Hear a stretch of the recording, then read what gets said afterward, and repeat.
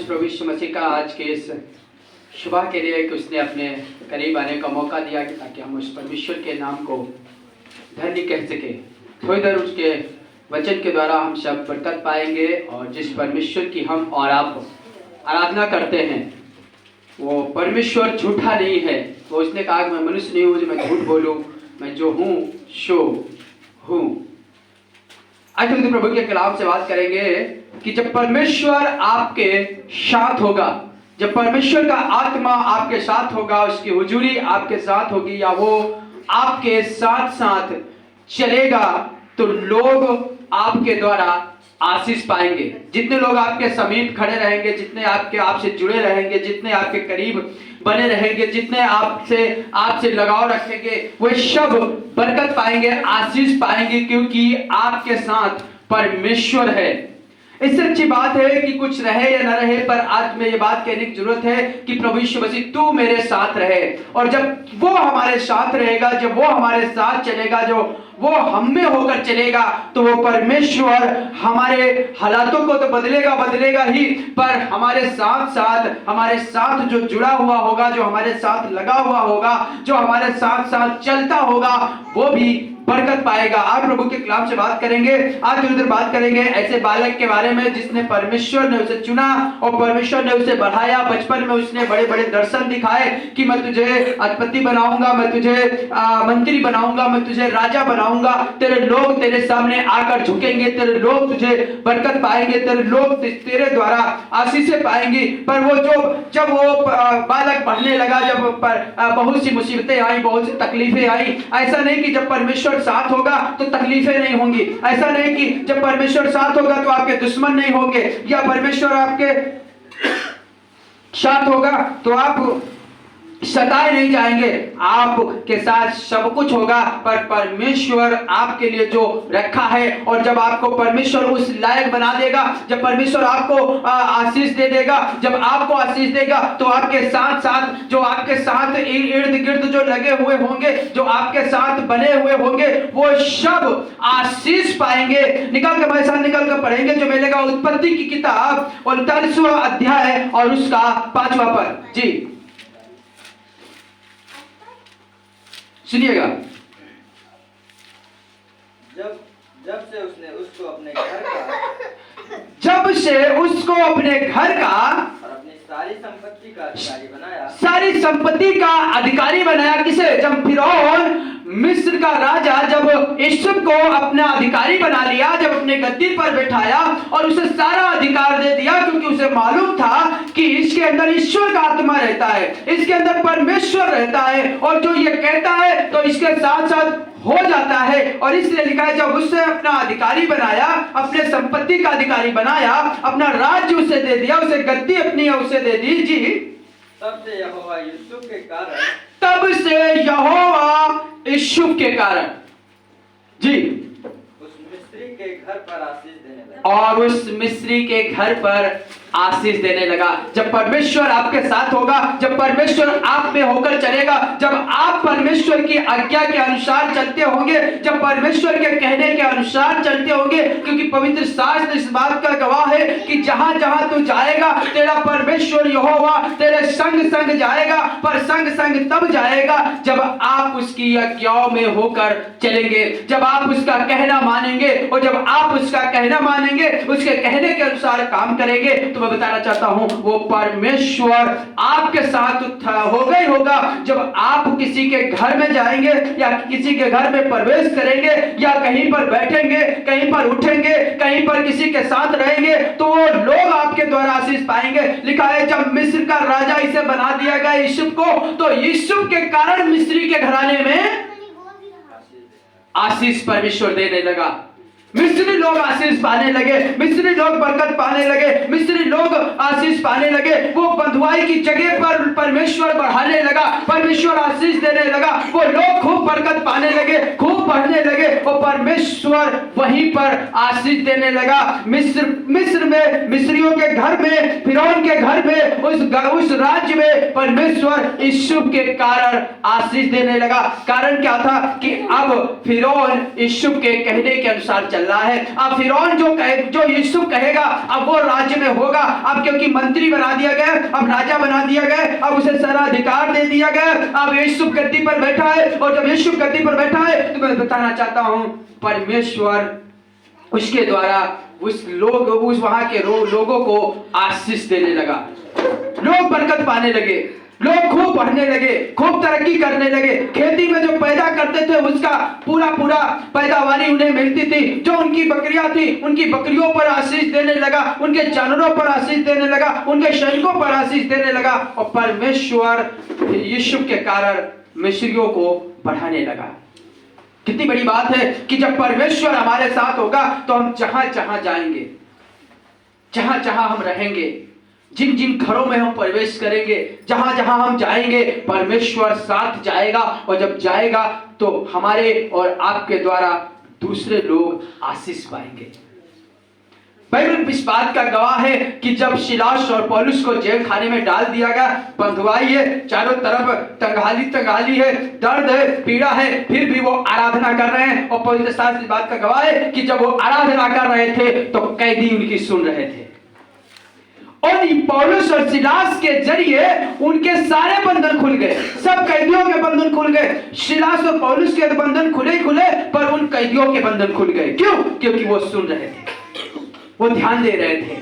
जब आपके वचन को, आपकी परमेश्वर की बातों को जब कोई आपके द्वारा सुनेगा तो वो भी आशीष पाएगा। एक जगह पर ले चलूंगा, जब परमेश्वर ने कहने लगा मेरे लोगों को जाने दे, मेरे लोगों को जाने दे।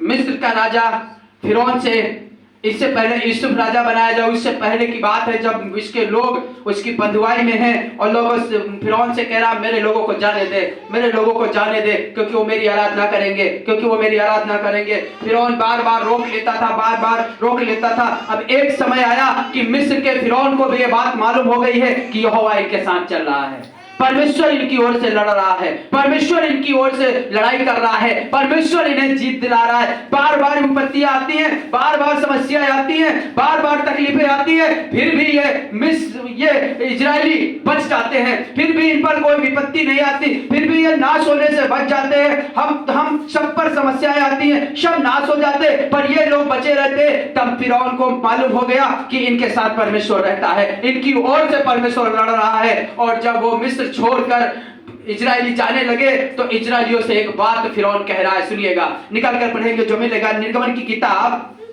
12वां अध्याय और उसका 31वां और 32वां पद सुनिएगा। तब फिरौन ने रात ही रात में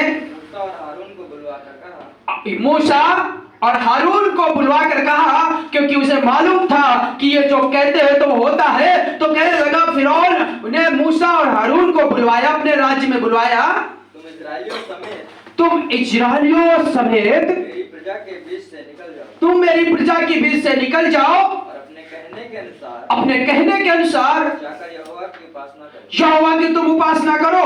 ये रातों रात बुलाकर खादिमों को बुलाया और कहा, सुनो, तुम अपने लोगों को लेकर यहां से निकल जाओ, क्योंकि तुम्हारे कारण मुझ पर बड़ी विपत्ति आई है, तुम्हारे कारण हम नाश हो गए हैं, तुम्हारे कारण हमने बहुत घटी उठाई है, मैंने तुम्हारे कारण बड़ी नुकसान उठाया है। और अब फिरौन कह रहा है, सुनो, अपने लोगों को लेकर यहाँ से निकल जाओ, क्योंकि तुम जो कहते थे परमेश्वर की आराधना करेंगे, तुम जाओ और निकल जाओ, परमेश्वर की आराधना करो। सुनिएगा आगे, अपने कहने के अनुसार अपनी भेड़ बकरियों और अपने गाय बैलों को साथ ले जाओ और मुझे आशीर्वाद दे जाओ। Hallelujah, hallelujah. आज जो बंधुआई में पड़े थे, आज जो समस्या में पड़े थे, आज जो उन पर अत्याचार किया जा रहा था, फिरौन उन पर बड़ी कड़ी सजा दे रहा था, फिर भी वो फिरौन आज वो उन लोगों से कह रहा है कि सुनो, तुम जाओ, अपने लोगों को ले जाओ, गाय बैल को ले जाओ, जानवरों को ले जाओ, मैं किसी को मना नहीं करूंगा, मैं किसी को रोकूंगा नहीं, मैं किसी को कुछ नहीं कहूंगा, जाओ, ले जाओ, पर सुनो, मुझे भी आशीष दे जाओ, मुझे भी बरकत दे जाओ, मुझे भी कुछ आशीषें देकर जाओ, क्योंकि ये बात मालूम है कि इजराइल का परमेश्वर सामर्थी है। इसे मालूम हो गया है इजराइल का परमेश्वर अनुग्रहकारी है, दयालु है, और ये कहने लगा कि मुझे भी तुम आशीष दे जाओ।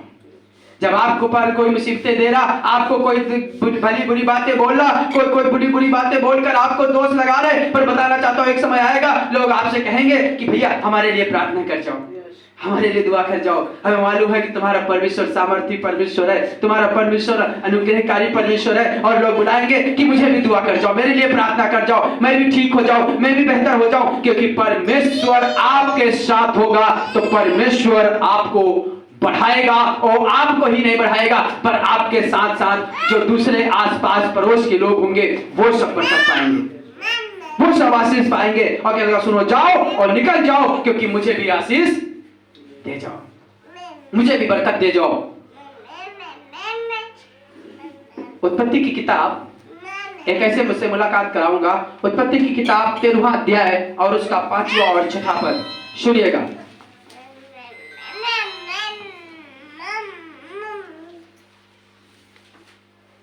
जी, लूत के पास भी जो अब्राहम के साथ चलता था, क्योंकि अब्राहम आशीषित था, अब्राहम को परमेश्वर ने आशीष दी थी, परमेश्वर ने अब्राहम को बढ़ाया था। तो मैं लगा इस कारण जो अब्राहम के कारण ये आशीषित था, भेड़ बकरी गाय बैल और तंबू थे, इसलिए जी उस देश में उन दोनों के लिए पर्याप्त स्थान न था कि इकट्ठे रहे, क्योंकि परमेश्वर ने मुझे अब्राहम के साथ साथ चलता था, क्योंकि परमेश्वर ने अब्राहम को बढ़ाया था, परमेश्वर ने अब्राहम को आशीष दी थी, अब्राहम को निकाला था, अब्राहम को बड़ी खूब बढ़ाया था, उसे खूब आशीषें दी थी, और इस कारण लूत को भी परमेश्वर ने आशीष दी थी, क्योंकि अब्राहम के साथ लगा हुआ है। हम भी यदि आशीषित लोगों के साथ लगे हुए हैं, हम भी यदि हम परमेश्वर के सेवकों के साथ, अधिकारियों के साथ, उनके साथ लगे जो आशीषित हुए हैं, जो उद्धार पाए हुए लोग हैं, जो छुटकारा पाए हुए लोग हैं, जो आत्मिक लोग हैं, जो परमेश्वर से की सामर्थ से भरे हुए, यदि हम भी उनके साथ लगे रहेंगे तो जो आशीष उनको मिलेगी वो आशीष आप हमें भी मिलेगी। क्योंकि इस कारण लूत बढ़ता था, क्योंकि परमेश्वर के साथ लगा रहता था, उस अब्राहम के साथ लगा रहता था, परमेश्वर अब्राहम को देता था तो लूत भी बढ़ता था। जब परमेश्वर आपके साथ होगा तो आपके लोग आपके द्वारा बढ़ने लगेंगे, आशीषित होने लगेंगे। आपको कुछ मना नहीं करना पड़ेगा, आपको कुछ कहना नहीं पड़ेगा कि तुम भी बढ़ो, तुम भी बढ़ो। परमेश्वर खुद तुम्हारे द्वारा लोग आशीषित होने लगेंगे। एक सेवक से मुलाकात कराऊंगा जो परमेश्वर ने उसे आशीषित किया, परमेश्वर ने उसे बढ़ाया, परमेश्वर ने उसे ऊंचे पर उठाया, परमेश्वर ने उसे खूब बढ़ाया, आशीषित किया, भविष्यवक्ता बना दिया, भविष्यवाणियां करता है। आज भविष्यवक्ता के कारण, भविष्यवक्ता के पीछे पीछे एक दास चल रहा है, और वो उसे मालूम हो गया है कि मेरा प्रभु अब स्वर्ग पर उठा लिया जाएगा, हमारा प्रभु अब स्वर्ग पे उठा लिया जाएगा, अब हमारा प्रभु आज परमेश्वर उसे उठा लेगा। उसे भी ये बात मालूम हो गई है, और ये अपने दास का साथ नहीं छोड़ रहा है, अपने सेवक का साथ नहीं छोड़ रहा, अपने खादिम का साथ नहीं छोड़ रहा, क्योंकि परमेश्वर ने उसे आशीष दी है, और ये इस लालच से लगा हुआ है कि जो इसे आशीष मिली है वो आशीष मुझे मिल जाए, और मुझे ही ना मिल जाए, वो उससे ज्यादा मिल जाए। ये इसलिए उसके साथ लगा हुआ है, इसके साथ बना हुआ है, उसके साथ लगा हुआ है। और जब एलिया को परमेश्वर ने आशीष दे रखा था तो एलीशा भी कहता था, और उसके पीछे पीछे लगा रहा, उसके पीछे पीछे लगा रहा। एलिया कई बार बहाना बनाया, देखो परमेश्वर ने हमें वहां जाने को कहा है, परमेश्वर ने वहां जाने को कहा है। कहने लगा कोई बात नहीं, मैं भी तुम्हारे साथ चलूंगा, आज मैं भी तुम्हारे साथ साथ बना रहूंगा, क्योंकि ये बात मालूम है। लोगों ने आकर कहा कि क्या तुम्हें मालूम है तुम्हारा प्रभु, तुम्हारा सेवक, तुम्हारा मालिक आज स्वर्ग पर उठा लिया जाएगा। कहेगा चुप रहो, मुझे ये बात मालूम है, मुझे ये बात मालूम है, मुझे ये बात मालूम है। यदि उनकी सुनता तो कई बार, यदि उनकी सुन लेता तो कई बार वो और भी बातें करते कि जो आशीष है तुम्हें देखो नहीं मिलेगी, तुम्हारे साथ कुछ नहीं होगा, तुम्हें क्या मिल गया, तुम्हें क्या पा गए, तुम्हारे जीवन में क्या हुआ। पर एलीशा ने एलिया की और देखता रहा और लगा रहा, और जो लोग कह रहे थे कि तुम्हारा प्रभु आज स्वर्ग पे जाएगा, अब तुम्हारा प्रभु उठा लिया जाएगा, तो कहने लगा हाँ हमें मालूम है, तुम चुप रहो, केवल तुम चुप रहो। एलिया बार बार जगह बदलता रहा। एलिया कहने लगा मुझे वहां जाना है, देखो प्रभु ने मुझे वहां जाने को कहा है, प्रभु ने वहां जाने को कहा है। वो कहने लगा कोई बात नहीं, हम तेरा साथ नहीं छोड़ेंगे। सुनिएगा, और ये एक विनती कर रहा है एलिसा एलिया से एक विनती कर रहा है। दूसरा राजा दूसरा अध्याय और उसका 9वां पद, क्योंकि एलिया जब पवित्र आत्मा से भरा है तो ये चाह रहा है कि मैं भी पवित्र आत्मा से भरा जाऊं। सुनिएगा जी। उनके पास पहुंचने पर एलिया ने एलिसा से कहा इससे पहले कि मैं तेरे पास से उठा लिया जाऊं, जो कुछ तू चाहे कि मैं तेरे लिए करूं, जो कुछ तू चाहे, मुझे मालूम है तू कुछ चाह रहा है, जो कुछ तू चाहता है मुझे बोल और मैं तेरे लिए करूं, वो मांग। एलिसा ने कहा तुझ में जो आत्मा है उसका 2 गुना भाग मुझे मिल जाए। वही आत्मा नहीं चाहिए, पर 2 गुना ज्यादा आत्मा चाहिए। जो एलिया के अंदर आत्मा है, कहने लगा जो तेरे अंदर आत्मा है उससे 2 गुना बढ़कर आत्मा मुझे चाहिए। जी। एलिया ने कहा तूने कठिन बात मान ली है, पर यह बात सच है, यदि तूने कठिन बात मानी है और यदि तू मुझे ऊपर जाते हुए देख ले तो तू दुगना मसा तेरे पास होगा। फिर आगे बढ़े और थोड़ी देर बाद बवंडर हुआ, थोड़ी देर बाद तूफान जैसा उठा और एलिया उठा लिया गया और देखते देखते थोड़ी देर बाद लुप्त हो गया। और जब लुप्त हो गया, अब एलिसा को लगा कि अब हमारे पास कुछ नहीं बचा, हमारे प्रभु ने तो हमें कुछ आशीष ही नहीं देकर गए, हमारा मालिक तो हमें कुछ बरकत देके ही नहीं गया। पर बताना चाहता हूं, लिखा है एलिसा ने कपड़े फाड़े और अपना बागा फाड़ दिया और निराश हो गया, और निराश होकर एलिया की जो चादर गिरी थी और उसे उठा लिया और उठाकर चल दिया और यरदन के पास पहुंच गया और वही चादर को लपेटकर यरदन पर मार रहा है और कह रहा है एलिया का परमेश्वर रास्ता निकाले। और तब लिखा है कि एलिया का वही आत्मा काम किया, क्योंकि वो एलिया की चादर थी। और जब वो चादर के द्वारा काम किया, यरदन नदी 2 भागों में बंट गई, तो वहां के लोगों ने खुद जान लिया कि एलिया का दुगना मसा एलिसा पर है। आमीन, हालेलुया। एलिया का दुगना मसा एलिसा पर है। जब परमेश्वर आपको आशीष देगा, आपके द्वारा जब लोग आशीषित होंगे तो कहेंगे जैसे ये बोलते थे, जैसे ये करते थे, अब ये वैसे ही कर रहे हैं, वैसे ही आशीष दे रहे हैं, वैसे इनके द्वारा लोग आशीषित हो रहे हैं, इनके द्वारा बरकत पा रहे हैं। जब आप आशीषित होंगे तो लोगों को भी आशीषित हो जाएंगे, आपको पता भी नहीं चलेगा। अपनी बाइबल को इस बात का गवाह है कि वहां के लोगों ने जान लिया कि एलिसा पर दुगना आत्मा है। एलिया जो काम करता था उससे बढ़कर, और फिर एलिसा आगे गया और आगे जब जाएंगे तो बहुत फिर पहला चमत्कार करता है।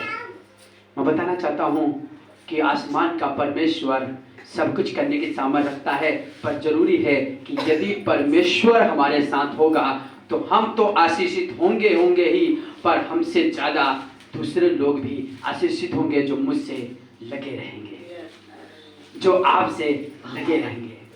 आइए प्रभु से प्रार्थना करें और प्रभु से कहें कि प्रभु कुछ नहीं चाहिए, यदि तू मेरे साथ होगा, तू मुझे आशीषित करेगा तो मेरे द्वारा और लोग भी आशीषित होंगे। Thank you Jesus, thank you Jesus, hallelujah. धन्यवाद यीशु, धन्यवाद यीशु।